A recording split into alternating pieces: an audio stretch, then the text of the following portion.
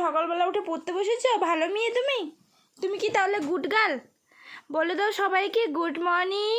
আমি এখন পড়তে বসেছি।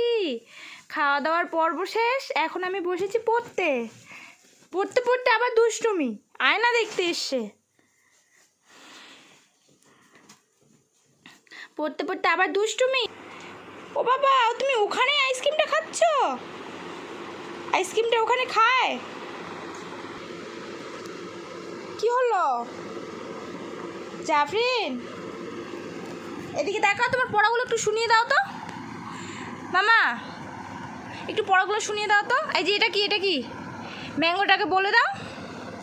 এ বাবা, সবাই ভাববে যে জাফরিন পড়তেই পারে না। আর গাইস দেখো, পড়ার ভয়ে পালিয়ে যাচ্ছে। এখনই পড়া ফাঁকি দিতে শুরু করে দিয়েছে। আর বকছি বলে দেখো কেমন করে কান্না করছে মিছিমিছি ভাবে।